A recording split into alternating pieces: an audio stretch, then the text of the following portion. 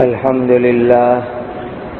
لله وكفى وسلام على عباده الذين اصطفى اللهم صل على سيدنا محمد وعلى آل سيدنا محمد كما تحب وترضى عدد ما تحب وترضى أما بعد فأعوذ بالله من الشيطان الرجيم بسم الله الرحمن الرحيم من المؤمنين رجال صدقوا ما عاهدوا الله عليه فمنهم من قضى نحبه ومنهم من ينتظر وما بدلوا تبديلا صدق الله مولانا العظيم.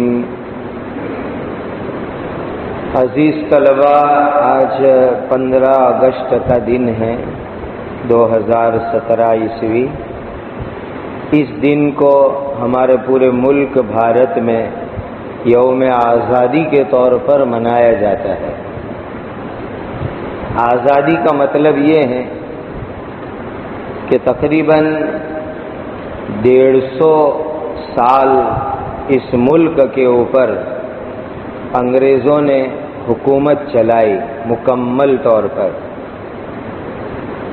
انگریز اس ملک کے اندر تجارت کی نیت سے آئے تھے، تجارت کے عنوان سے آئے تھے. انگلینڈ میں انگریزوں نے ایک کمپنی بنائی جس کا نام تھا East India company. East India company میں 30 انگریز اس زمانے میں شریک ہوئے مضاربت میں، اور انہوں نے بھارت کے ساتھ تجارتی تعلقات قائم کرنے شروع کیے. ہمارا ملک اس وقت ہندوستان تھا. ہندوستان کا میننگ یہ ہوتا تھا کہ آج جو پاکستان ہے وہ پورا پاکستان، اور اس طرف جو بنگلہ دیش ہے پورا بنگلہ دیش، اور موجودہ ہمارا بھارت، یہ 3 دیش ملا کر کے پورے ملک کو اس زمانے کے اندر ہندوستان کہا جاتا تھا. ہمارے ملک ہندوستان کو اللہ تعالیٰ نے بے شمار قدرتی نعمتوں سے نوازا تھا اور آج بھی نوازا ہے. یہاں ڈھاکہ میں، ڈھاکہ جو اس وقت بنگلہ دیش کی راجدھانی ہے، جو اس وقت ہمارے ملک کا ایک شہر تھا، ڈھاکہ میں اتنا اچھا کپڑا بنتا تھا کہ یوروپ کے بڑے بڑے کارخانوں میں بھی اس طرح کا کپڑا نہیں بنتا تھا. ڈھاکہ کے اندر ایک ململ کا کپڑا بنتا تھا، اتنا بہترین، اتنا عمدہ اور اتنا شاندار ہوتا تھا کہ 100 میٹر کپڑا اگر ہو اور آپ اس کو طے کر دیں تو طے کرنے کے بعد وہ اتنا چھوٹا ہو جاتا تھا کہ ایک انگوٹھی کے حلقے کے اندر آپ 100 میٹر کپڑا رکھ سکتے تھے. اتنا شاندار ململی کپڑا ڈھاکہ کے اندر بنا کرتا تھا. گویا اس ملک کے اندر قدرتی وسائل اور صنعت و حرفت بہت سی ترقی کے اوپر تھے. اس وجہ سے انگریز لوگ اس ملک کے اندر تجارت کی نیت سے آئے. آج بھی انگلینڈ کے اندر جو پرانی عمارتیں ہیں اور اس کا جو قیمتی اور عالیشان لکڑا ہے وہ سب ہمارے ملک بھارت سے گیا ہوا لکڑا ہے. لندن کے اندر ابھی کچھ عرصہ پہلے ہمارے کچھ مسلمانوں نے ایک چرچ خریدا اور اس کے اندر انہوں نے مسجد مدرسہ بنایا. وہاں آج کل یہ بہت ہو رہا ہے کہ چرچ بک رہے ہیں اور مسلمان لوگ چرچ خرید کر کے اس میں مسجد بناتے ہیں، مدرسے بناتے ہیں، اکیڈمی بناتے ہیں. تو لندن شہر میں ایک چرچ خریدا گیا اور اس کے اندر ازہر اکیڈمی بنی ہوئی ہے. وہاں کچھ ہمارے یہاں پڑھے ہوئے لوگ ہیں تو ایک دن وہ مجھے دکھانے کے لیے لے گئے. اس پورے ادارے کے مختلف شعبے دکھاتے ہوئے اوپر والی منزل پر لے گئے. تو وہاں بہت عمدہ قسم کی چھت پوری لکڑی کی بنی ہوئی ہے. اس لکڑی کی چھت کو میں نے غور سے دیکھا تو اس کے اوپر مہر لگی ہوئی تھی. یہ 1880 غالباً 1880 میں وہ پوری چھت کا ساگ کا لکڑا قیمتی قسم کا وہ بھارت سے وہاں گیا ہوا تھا، اس کے اوپر لکھا ہوا تھا. اس سے اندازہ لگاؤ کہ ہمارے ملک کے اندر کتنی ساری قدرتی نعمتیں تھیں. ان قدرتی نعمتوں کی وجہ سے ہمارے ملک کو سونے کی چڑیا کہتے تھے. انگریز اسی کو لوٹنے کے لیے اس ملک کے اندر آئے تھے. تجارت کے ساتھ ساتھ انہوں نے اپنی تجارت کی حفاظت کے نام پر اپنا لشکر دھیمے دھیمے لانا شروع کیا اور پھر انہوں نے اپنے قدم جما دیے، اور ایسے قدم انہوں نے جما دیے کہ پھر اس ملک کے اندر جو راجا مہاراجا نواب لوگ تھے ان کو آپس کے اندر لڑوایا، اور لڑوا کر کے انہوں نے اس ملک کے اوپر اپنی حکومت قائم کرنا شروع کی. سب سے پہلے 1757 عیسوی میں بنگال کے علاقے میں پلاسی کے میدان میں نواب سراج الدولہ کے لشکر کے ساتھ انگریزوں کی جنگ ہوئی، اور اس میں نواب صاحب کے لشکر کے بڑے بڑے افسران کو بڑی بڑی رشوت دے کر کے انگریزوں نے اپنے ہاتھ پر کر لیا.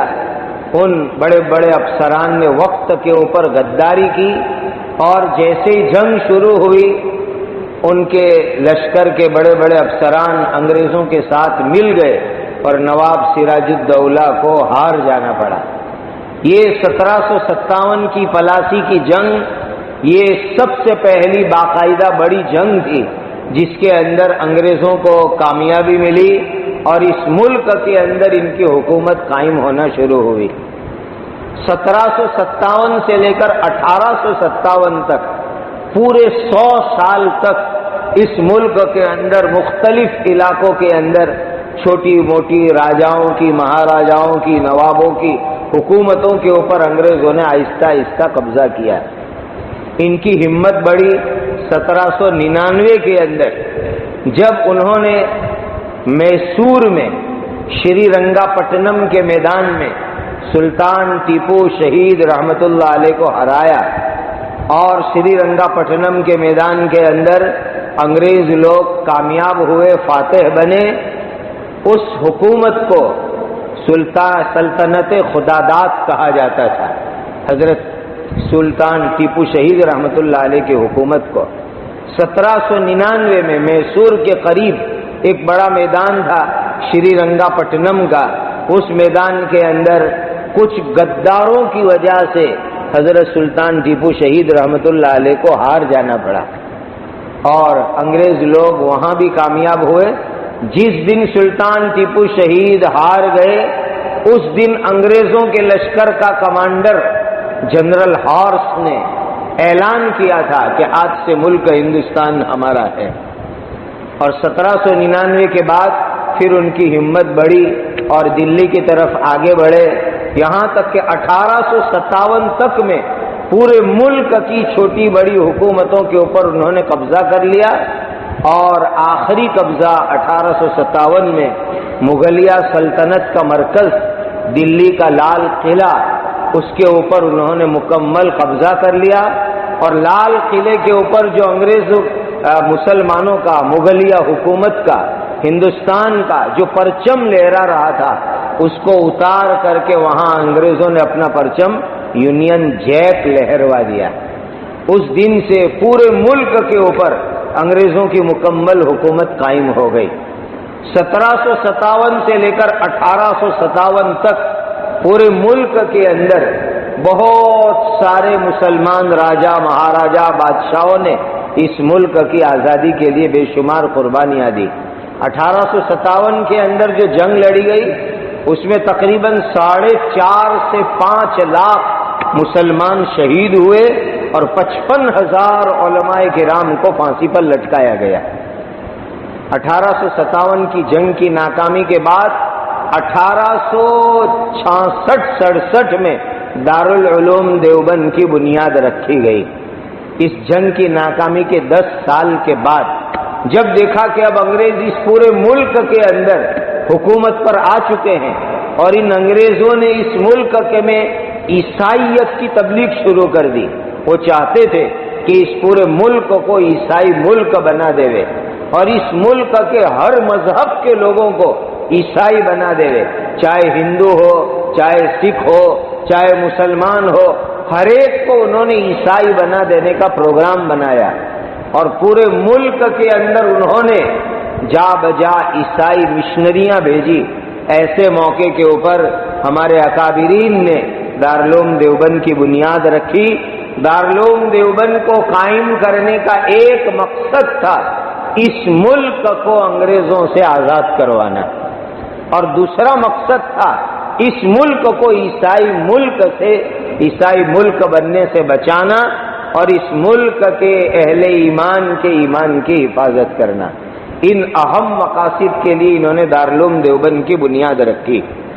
پھر 1857 کے بعد 1947 آزادی کے دن تک ہمارے بعد کے اکابرین نے، جس میں حجت الاسلام حضرت مولانا محمد قاسم صاحب نانوتوی رحمۃ اللہ علیہ جو دارالعلوم دیوبند کے بانی ہیں، اور قطب عالم حضرت مولانا رشید احمد گنگوہی رحمۃ اللہ علیہ، حضرت حاجی امداد اللہ صاحب مہاجر مکی رحمۃ اللہ علیہ، حضرت حافظ ضامن شہید رحمۃ اللہ علیہ، حضرت مولانا محمد مظہر صاحب نانوتوی رحمۃ اللہ علیہ، ان سب حضرات نے اپنی جان کی بازی لگائی، اور شاملی کے میدان میں اور تھانہ بھون کے محاذ پر انگریزوں کے ساتھ زوردار جنگ لڑی۔ بلکہ تھانہ بھون کے محاذ کے اوپر تو ان اللہ کے ان نیک بندوں کو کامیابی بھی ملی، اور انگریزوں کا پورا توپ خانہ انہوں نے قبضے میں کر لیا، اور شاملی کے قلعے کے اوپر بھی فتح حاصل کر لی۔ بعد میں کچھ اسباب کی وجہ سے وہ فتح شکست میں تبدیل ہو گئی۔